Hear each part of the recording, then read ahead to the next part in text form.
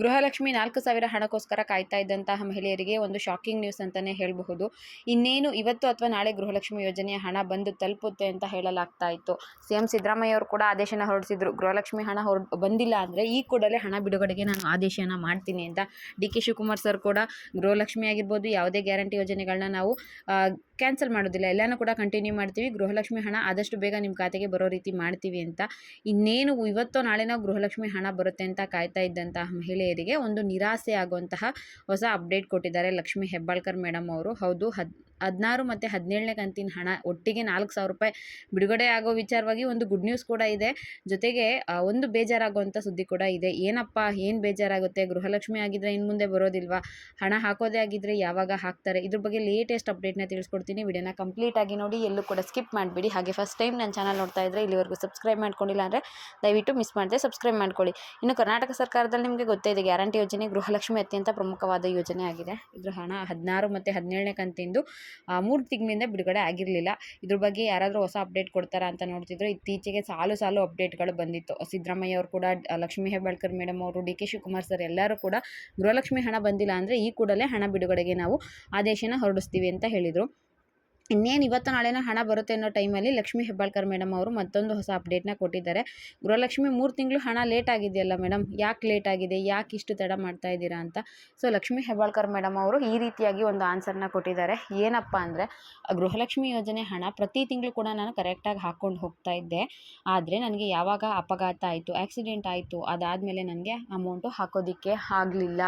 In case ನಾನು ಹುಷಾರಾಗಿದ್ದೆ ಅಂದರೆ finance ಡಿಪಾರ್ಟ್ಮೆಂಟ್ಗೆ ನಾನು ಪ್ರೆಷರ್ ಆಗ್ತಾ ಇದ್ದೆ. ಗೃಹಲಕ್ಷ್ಮಿ ಹಣ ಬಿಡುಗಡೆ ಆಗ್ತಿಲ್ಲ, ಗೃಹಲಕ್ಷ್ಮಿ ಮಹಿಳೆಯರಿಗೆ ತೊಂದರೆ ಆಗುತ್ತೆ, ನೀವು ಹಣ ಬಿಡುಗಡೆ ಮಾಡಲೇಬೇಕು ಅಂತ ನಾನು ಪ್ರತಿದಿನ ಅಲ್ಲಿ ಹೋಗ್ತಾ ಇದ್ದೆ, ವಿಚಾರಣೆ ಮಾಡಿ ಮತ್ತೆ ಪ್ರೆಷರ್ ಆಗ್ತಿದ್ದೆ. ಹಣಕಾಸು ಇಲಾಖೆಗೆ ಹಣ ಬಿಡುಗಡೆ ಮಾಡಲಿ ಅಂತ ನಾನು ಒತ್ತಾಯನ ಮಾಡ್ತಿದ್ದೆ.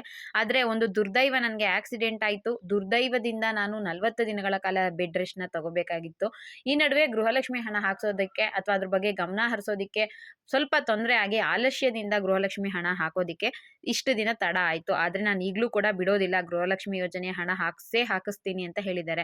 ಇನ್ನು ಎಷ್ಟು ತಿಂಗಳ ಹಣ ಬರುತ್ತೆ, ಯಾವಾಗ ಬರುತ್ತೆ ಅಂತ ನೋಡೋದಾದ್ರೆ, ಗೃಹಲಕ್ಷ್ಮಿ ಯೋಜನೆಯ ಒಟ್ಟು 3 ತಿಂಗಳ ಅಮೌಂಟ್ ಬರಬೇಕಾಗಿದೆ ಅಲ್ವಾ. ಸದ್ಯಕ್ಕೆ ಹಣಕಾಸು ಇಲಾಖೆಯಿಂದ 2 ತಿಂಗಳ ಹಣ ಬಿಡುಗಡೆ ಆಗಿದೆ ಅಂತ ಲಕ್ಷ್ಮೀ ಹೆಬ್ಬಾಳ್ಕರ್ ಮೇಡಮ್ ಅವರು ಹೇಳಿದ್ದಾರೆ. ಅವರಿಗೆ ಸೆಕ್ರೆಟರಿ ಅವರು ಹೇಳಿದಾರಂತೆ, ಹಣಕಾಸು ಇಲಾಖೆಯಿಂದ 2 ತಿಂಗಳು ಹಣ ಈಗ ಬಿಡುಗಡೆ ಆಗಿದೆ. ಇದು ಇನ್ನೇನು ಒಂದು ವಾರ ಅಥವಾ 10 ದಿನಗಳಲ್ಲಿ ಗೃಹಲಕ್ಷ್ಮಿ ಮಹಿಳೆಯರ ಖಾತೆಗೆ ಬಂದು ತಲುಪುತ್ತೆ ಅಂತ ಲಕ್ಷ್ಮೀ ಹೆಬ್ಬಾಳ್ಕರ್ ಮೇಡಮ್ ಅವರು ಹೇಳಿದ್ರು. ಹಾಗಿದ್ರೆ ಒಟ್ಟು 3 ತಿಂಗಳು ಹಣ ಬರಬೇಕಲ್ವಾ ಮೇಡಮ್ ಅಂತ ಕೇಳಿದ್ದಕ್ಕೆ, ನೋಡಿ ಈಗ ಸದ್ಯಕ್ಕೆ 2 ತಿಂಗಳ ಹಣ ಬಿಡುಗಡೆ ಆಗಿದೆ. ನಾನು ಬಜೆಟ್ಗೆ ಹೋಗ್ತಾ ಇದ್ದೀನಿ, ಬಜೆಟಲ್ಲಿ ನಾನು ವಾದ ಮಾಡಿ ತಗೊಂಡು ಬರ್ತೀನಿ. ಗೃಹಲಕ್ಷ್ಮಿ ಮಹಿಳೆಯರಿಗೆ 3 ಕಂತಿನ ಹಣ ಏನು ಬರಬೇಕಾಗಿದೆ, 3 ಕಂತಿನ ಹಣ ನಾನು ಬಿಡುಗಡೆ ಮಾಡಿಸ್ತೀನಿ. ಎಲ್ಲ ಮಹಿಳೆಯರಿಗೂ ಕೂಡ ಗೃಹಲಕ್ಷ್ಮಿಯರಿಗೆ ನಾನು 3 ಕಂತಿನ 6,000 ಹಣನ ಜಮೆ ಮಾಡಿಸ್ತೀನಿ ಅಂತ ಹೇಳಿದ್ದಾರೆ.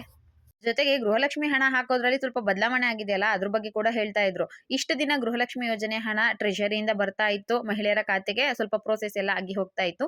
ಆದರೆ ಈಗ ಪ್ರೋಸೆಸ್ ಯಾವ ರೀತಿ ಚೇಂಜ್ ಆಗಿದೆ ಅಂದರೆ, ಹಣ ಬಿಡುಗಡೆ ಆಗುತ್ತೆ ಅಲ್ವಾ, ಬೆಂಗಳೂರಿನ ಸುತ್ತಮುತ್ತ ಇರುವಂತಹ 4 ತಾಲೂಕು ಪಂಚಾಯತಿಗಳಿಗೆ ಮೊದಲು ಹಣ ಹೋಗುತ್ತೆ.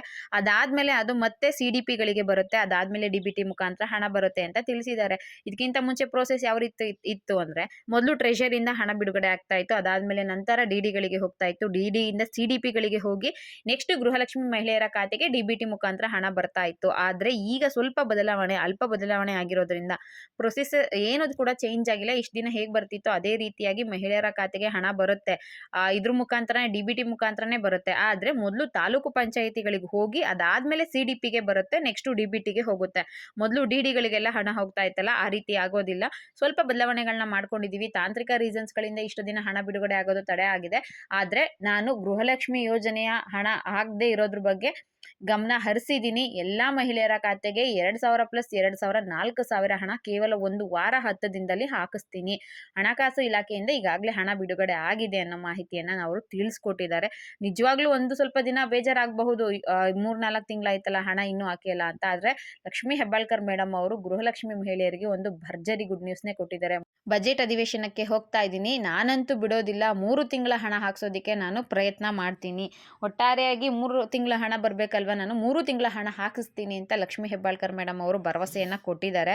ಈ ನಡುವೆ ಲಕ್ಷ್ಮೀ ಹೆಬ್ಬಾಳ್ಕರ್ ಮೇಡಮ್ ಅವ್ರಿಗೆ ಆಕ್ಸಿಡೆಂಟ್ ಆದಾಗ ಸುಮಾರು ಜನ ಮಹಿಳೆಯರು, ಲಕ್ಷಾಂತರ ಮಹಿಳೆಯರು ಹಣ ನಿಧಾನಕ್ಕೆ ಆಗ್ಲಿ, ಲಕ್ಷ್ಮೀ ಹೆಬ್ಬಾಳ್ಕರ್ ಮೇಡಮ್ ಅವರು ಮೊದಲು ಹುಷಾರಾಗ್ಲಿ, ಆ ನಂತರನೇ ಗೃಹಲಕ್ಷ್ಮಿ ಹಣ ಹಾಕ್ಲಿ ಅಂತ ಹೇಳಿದ್ರಲ್ಲ, ಅಂತವ್ರೆಲ್ಲರಿಗೂ ಕೂಡ ಲಕ್ಷ್ಮೀ ಹೆಬ್ಬಾಳ್ಕರ್ ಮೇಡಮ್ ಅವರು ಧನ್ಯವಾದನ ತಿಳಿಸಿದ್ದಾರೆ. ನೋಡಿ, ನಿಮ್ಮ ಆಶೀರ್ವಾದದಿಂದ ಮತ್ತೆ ನೀವು ನಮ್ಮ ಮೇಲೆ ಇಟ್ಟಿರೋ ನಂಬಿಕೆಯಿಂದ ನಾನು ಮತ್ತೆ ಹುಷಾರಾಗಿ ಬಂದಿದ್ದೀನಿ.